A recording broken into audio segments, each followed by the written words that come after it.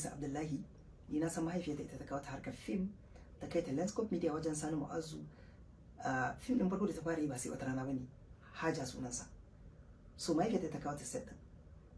Yanzu akwai actress din da tana location, mahaifiyarta har garin da take a location din tana zuwa ta ziyarce ta, ba ɗaya ba ba biyu ba an yi. Sannan akwai a zamanin baya kamar irin su Balaraba Muhammad, one on one ni mun yi magana da iyayenta lokacin da ta yi harkar fim. So akwai su da yawa wanda ba wai kawai Mansura Isa, ita ma mahaifiyarta mun yi magana da ita, babanta ma mun yi magana da su a lokacin da su fara. So ba kowa bane, wasu su suke supporting din ƴaƴansu ma akan ga sana'ar da suke so su yi, za su ba su goyon baya, sannan za su tsaya su dinga kula da su akan wannan sana'ar.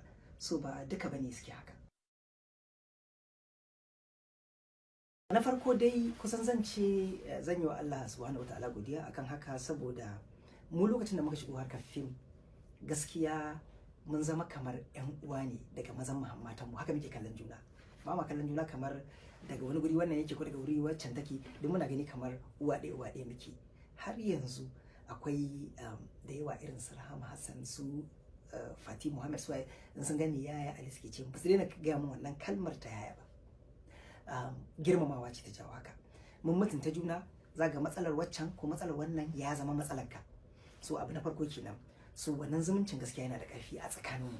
Abu na biyu kuma soyayya ba ƙarya bace. Duk inda kake akwai inda zaka iya ganin wacce kake so, akwai kuma inda wata ma za ta iya ganin kuma tana son ka.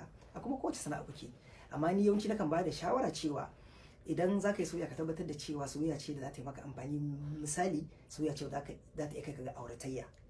To idan ka yi wannan, ina ganin kusan za ka kubuta daga tunanin ka yaudari wata, ko kuma ita ma ta ga cewa kai ka yaudare ta, ko kuma ke ma wani ya ga cewa kin yaudare shi.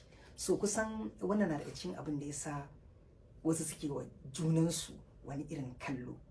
An yi soyayya amma bata kai ga gaci ba. So ni yawanci shawarar da nake bayarwa kenan. Gaskiya akwai wani abu game da ita ƴa mace, kusan zan ce ya kamata a ce ana ririta ta, akwai wani mutunci nata wanda ya kamata a matsayinka na ɗa namiji ka kiyaye, ita ma kuma ya kamata ta kiyaye wannan mutuncin. To kusan ina ganin wannan yana sa ana samun kyakkyawar dangantaka. Daga cikin da yawa wanda suke masana'antar nan, halin da ake ciki yanzu, wasu suna ce min dadi matan, wasu kuma su ce min yaya. So kusan ni dai dangantaka ta da su haka yake. Wanda ke gaba da ni kuma my son zaka ji wasu sun ce min. So ni ina ganin idan kai kokari ka rike wannan dangantakar, ina da ƴan uwa mata, ina da cousins mata da sauransu. So abinda ban musu ba zan so a ce na yi wa ƴaƴan wasu. To dai kamar yadda kuka ji, wannan dai shine irin kai tsaye yadda Malam Ali Nuhu kuma Yaya Ali Nuhu sannan sarki a masana'antar Kannywood din yayi wannan zazzafan tonan asiri akan Nafisa Abdullahi tare da fim ɗinta na farko da kuma yadda mahaifiyarta ta kawo ta harkar fim.